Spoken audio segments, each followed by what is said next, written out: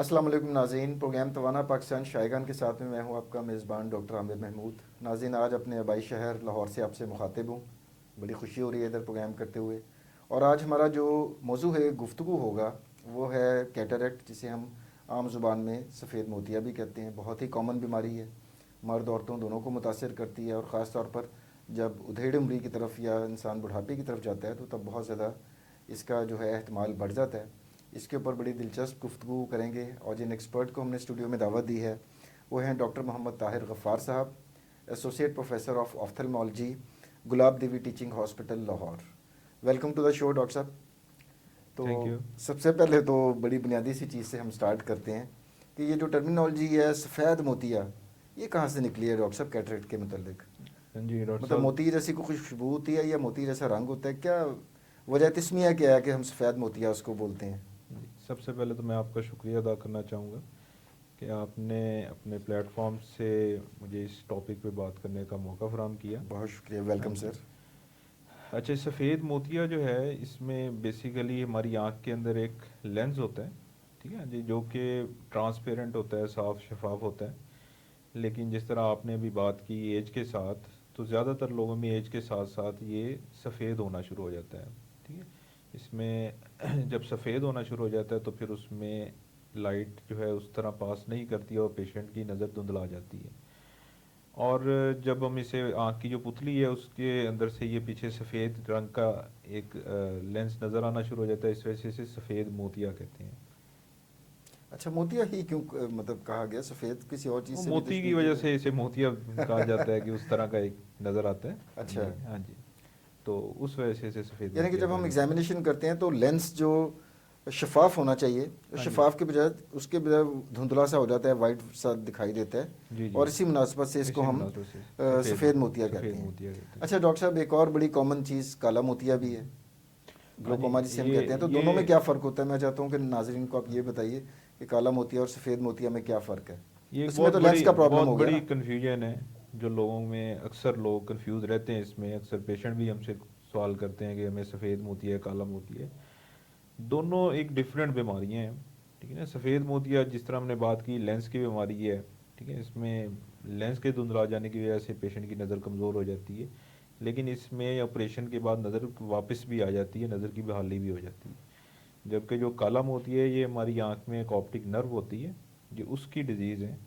अमूमी तौर पे उस पर आँख का प्रेशर भी ज़्यादा रहता है जिस वजह से नर्व डैमेज होती रहती है। लेकिन उसमें जो नज़र एक बार चली जाती है वो वापस नहीं आती है। अच्छा, दोनों बहाली में मुमकिन नहीं है उसमें उसमें? बहाली, जो नज़र जितना चली जाती नज़र का है नुकसान हो गया हो गया। हो गया। जी जी। लेकिन सफ़ेद मोतिया में अच्छी बात यह है कि इसको हम दोबारा से इसको बहाल कर सकते हैं, हाँ बिल्कुल जी, जैसे सफ़ेद पहले है। मोतिया में तो हम अक्सर पेशेंट्स को जिनको एज रिलेटेड होते हैं उनको अक्सर ये कहते हैं कि आपको कोई बीमारी नहीं है। जिस तरह एज के साथ साथ हमारे बाल सफ़ेद हो जाते हैं, इसी तरह आँख के अंदर लेंस है, वो एज एग्जैक्टली। रिलेटेड चेंज है उसमें, वो भी सफ़ेद हो जाता है। तो उसमें जब उसकी ऑपरेशन करते हैं, उसका सर्जरी करते हैं, तो उसमें नज़र की बहाली मुमकिन होती है और पूरी की पूरी नज़र रिवर्स हो जाती है। जबकि एग्जैक्टली। काले मोतिये में जो नज़र एक बार चली गई उसकी रिवर्सल उसका पॉसिबल नहीं है उसका। जी बिल्कुल, मतलब हर अरूज को ज़वाल है, तो उसी तरह इंसानी जिस्म भी है जी कि जी। आहिस्ता आहिस्ता इंसान डिक्लाइन की तरफ जाता है, अपने जी जी। ज़वाल की तरफ जाता है। तो ये एक नॉर्मल चीज़ है कि लेंस भी उससे मुबर्रा नहीं है। जी जी। और वो जब होता है तो जब आप रिप्लेस करते हैं तो उसका 100% दोबारा से वो जी जी, इसी तरह। जो बिनाई है वो वापस आ जाती है।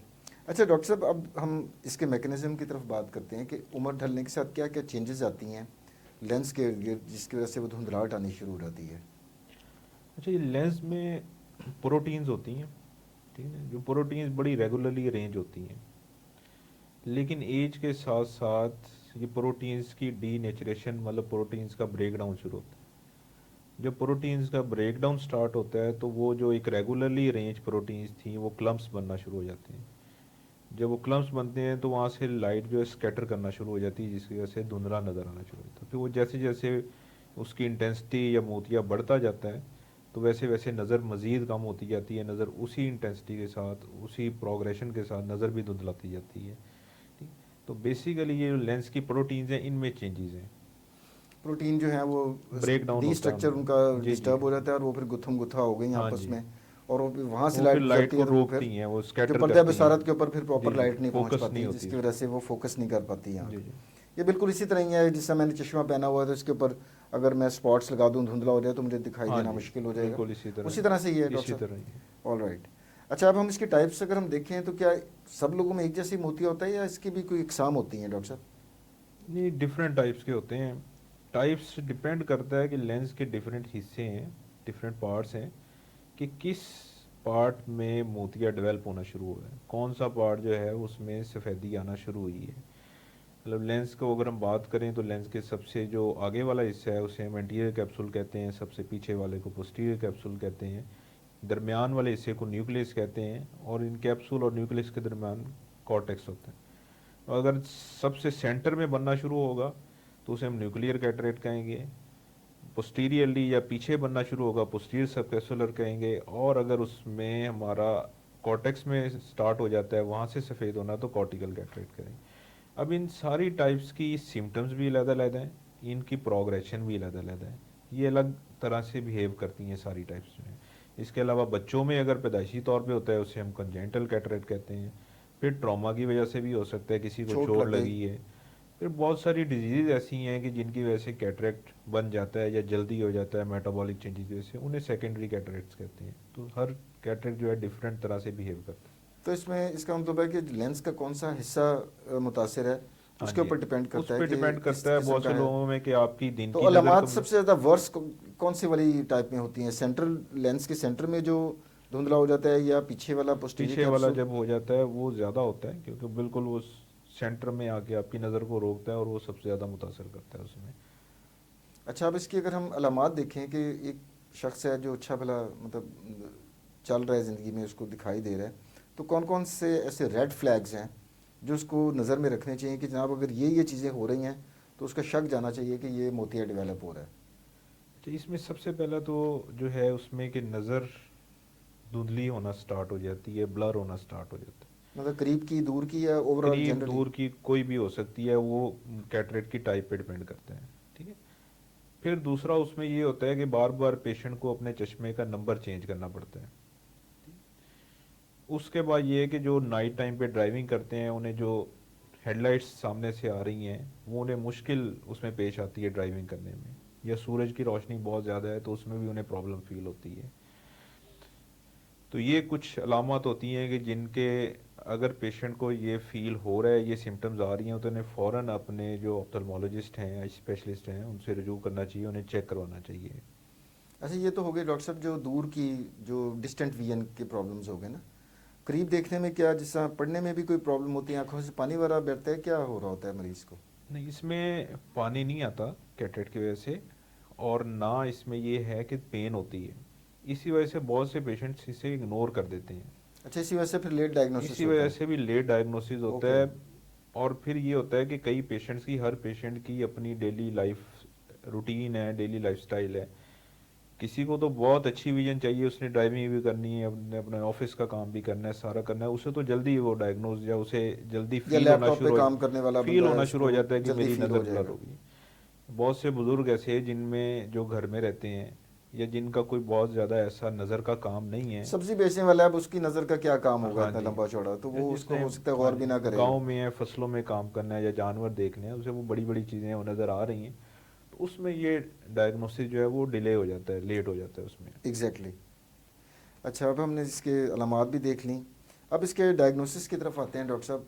पेशेंट को कुछ शकूक व शुबहात हुए कि जहाँ मुझे रात के टाइम लाइटें भी ज़्यादा चुभती हैं, सूरज की रोशनी भी ज़्यादा तंग करती है, देखने में भी थोड़े थोड़े मसाइल पैदा हो रहे हैं, आपके पास आया है, अब आप क्या करेंगे उसको डायग्नोस करने अच्छा, के लिए? इसका डायग्नोसिस ना बड़ा स्ट्रेट फॉरवर्ड सा होता है डायग्नोसिस में, लेकिन फिर भी एक ट्रेंड ऑप्थल्मोलॉजिस्ट से इसका डायग्नोसिस करवाना चाहिए। उसमें हमारे पास एक बेसिक टूल है, स्लिट लैम्प एग्जामिनेशन।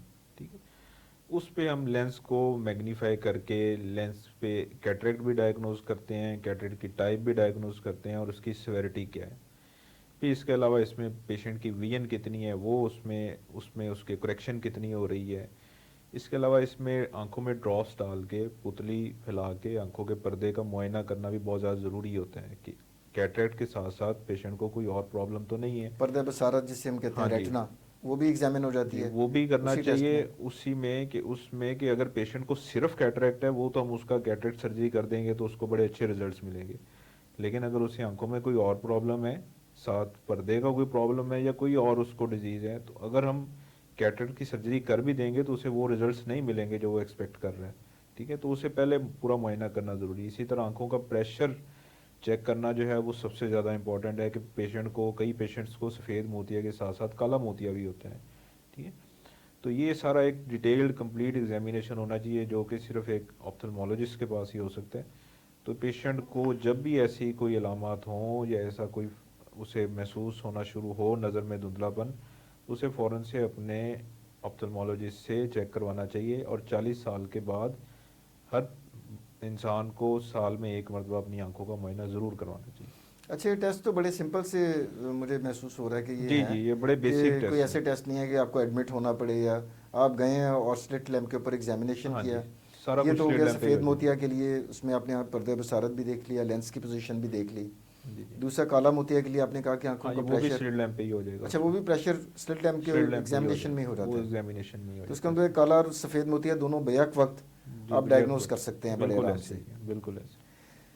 अच्छा, ये तो हो गया डॉक्टर साहब डायग्नोसिस। अब इसके मैनेजमेंट की तरफ आते हैं। मुझे याद है पिछली सदी में तो इस तरह होता था कि एक मरीज़ का, मुझे खुद अच्छी तरह याद है जब मैं बीबीएस कर रहा था, कि ऑपरेशन होता था और इतना बड़ी पट्टी लगाई जाती थी या कोई ऐनक पहना दी जाती थी काले रंग की, और मरीज़ को कहा जाता था 10-15 दिन बाद आप आके टांके खुलवाएं। बड़ा एक लंबा चौड़ा काम होता था। अब आजकल जदीद तरीके से किस तरीके से इसका इलाज इलाज हो रहा है? अच्छा, इसमें मैनेजमेंट में ना सबसे पहले तो हम देखेंगे कि पेशेंट की कैटरेक्ट की स्टेज क्या है। अर्ली या माइल्ड स्टेज में जिसमें पेशेंट की नज़र उसके चश्मे से ही करेक्ट हो जाती है, उसमें तो हम इसे सर्जरी को डिले भी कर सकते हैं। ठीक है, उसे हम पेशेंट को 6 मंथ्स के फॉलोअप पे पेशेंट को रखेंगे, और जब हमें फील होगा कि अब पेशेंट का सर्जरी होनी चाहिए तो फिर हम उन्हें पेशेंट को यानी कि कन्वे सिर्फ कर देंगे। नंबर उसका थोड़ा बहुत चेंज हो हाँ जी, जाएगा, अगर थोड़ा बहुत और चेंज। कोई ड्रॉप्स वगैरह भी इसको दिए जाएंगे डॉक्टर हाँ, नहीं साहब आंखों में ड्रॉप्स, डालने के लिए? कोई कोई फ़ायदा है? ड्रॉप्स कोई मेडिसिन जो है ना वो ज़रूरत उसका नहीं है। इसकी ट्रीटमेंट नहीं है। ओके। ठीक है, हाँ जी, इसकी ट्रीटमेंट सर्जरी है। ठीक है, हाँ जी। अब सर्जरी की इंडिकेशन जो आपने बात की, थोड़े कोई 25-30 साल 35 साल पुरानी, अब उसमें ये है कि पहले ये होता था कि पेशेंट को कहा जाता था कि आपकी जब मोतिया पक जाएगा ना फिर इसकी सर्जरी करेंगे। वो बिल्कुल जब उसे नज़र आना बंद हो जाता था तब उसकी जाके सर्जरी की जाती थी।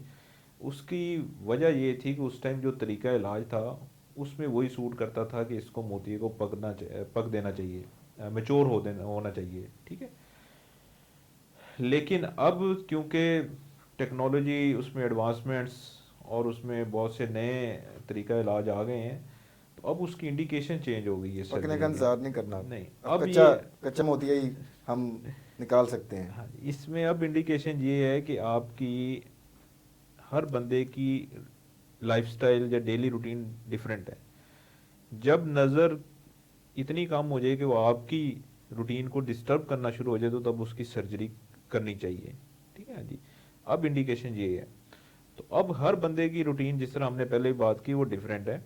ठीक है ना, अब किसी ने ड्राइविंग करनी है तो उसकी नज़र थोड़ी सी भी कम होगी तो उसे कॉम्प्रोमाइज़ नहीं मुश्किल हो सकता, मुश्किल कॉम्प्रोमाइज़ होना नहीं हो शुरू हो सकता, जाएगा, तो बिल्कुल। उसकी सर्जरी करनी है। ठीक है, और दूसरा उसमें या ये कोई होता है। सर्जन है जिसने ऑपरेशन करने हैं, जिसमें आंखों का बहुत ज़्यादा काम है, उसको भी डिले नहीं करना होगा। जी बिल्कुल, कोई भी ऐसी फील्ड जो है जिसमें आपने इवन कि आपने लिखने पढ़ने का, स्क्रीन यूज़ करना है, बाकी रीडिंग का सारा इस तरह का काम है, तो उसमें आपको बिल्कुल डिले नहीं करना चाहिए। अच्छा, उनमें फ़र्क ये है अब दोनों सर्जरीज में जो आप बात कर रहे थे, कि पहले जो सर्जरी होती थी उसमें आँख में एक बहुत बड़ा सारा कट दिया जाता था 10 to 12 मिलीमीटर का। ठीक है, उसमें स्टिचेस लगते थे, उसमें पेशेंट की जो बाद में उसकी एहतियात होती थी या केयर होती थी वो भी काफ़ी ज़्यादा होती थी पेशेंट की। पेशेंट कई कई दिन जो है वो पट्टी लगा के रखते थे, फिर लेटे रहते थे, सीधे करवट नहीं ले सकते थे।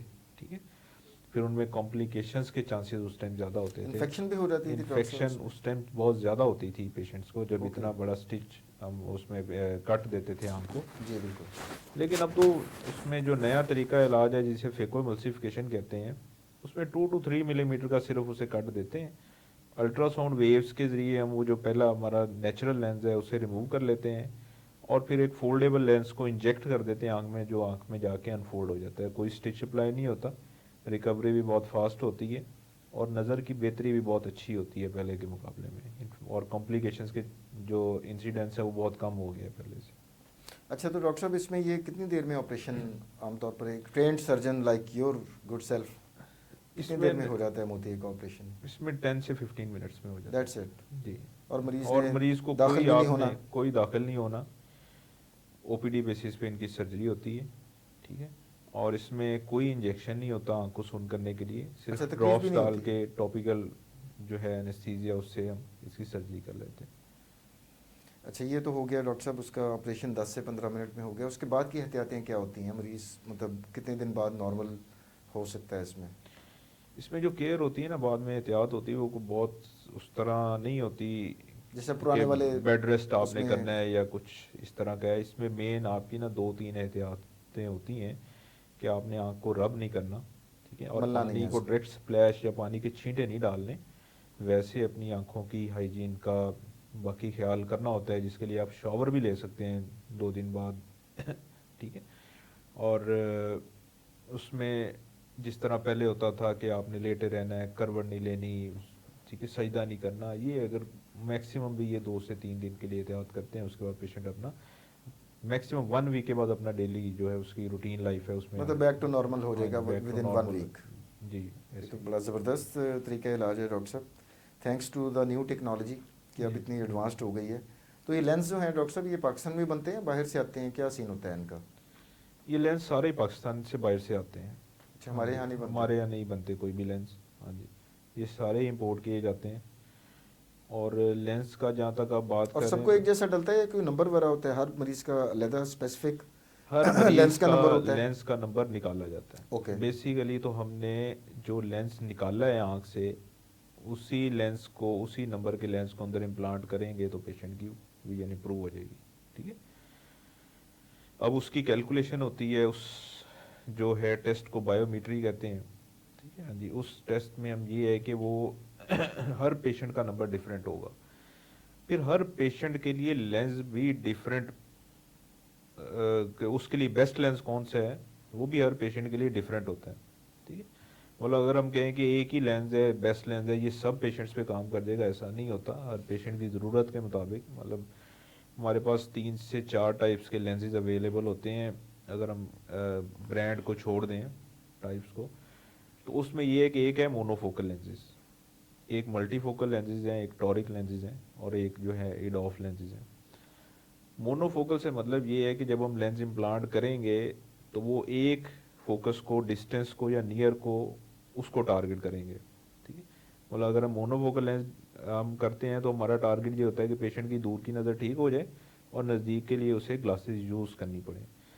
जबकि मल्टीफोकल में ये होता है कि दूर, नज़दीक और इंटरमीडिएट सारे डिस्टेंसेस उसमें कवर होते हैं। तो ये तो ज़्यादा पॉपुलर तो फिर मल्टीफोकल ही होगा आजकल। मल्टीफोकल होगा, लेकिन मल्टीफोकल में फिर वही बात आ जाती है कि जो बहुत ज़्यादा एक्टिव हैं, थोड़े से रिलेटिवली यंग हैं, उनको आँख में कोई और डिजीज़ नहीं है, ठीक है ना, उनको हम मल्टीफोकल का मशवरा देते हैं, ठीक है। फिर ये है कि अब जो रिटायर्ड मल्टीफोकल, लाइफ गुजार रहे हाँ हैं, जी, ज़रा इतना उनका काम भी नहीं है, तो वो फिर शायद इसके अलावा मल्टीफोकल थोड़ी मोनोफोकल। सी एक्सपेंसिव है, ठीक। हर पेशेंट की पाकिस्तान में अफोर्डेबिलिटी एक बहुत मेजर इशू है पाकिस्तान में।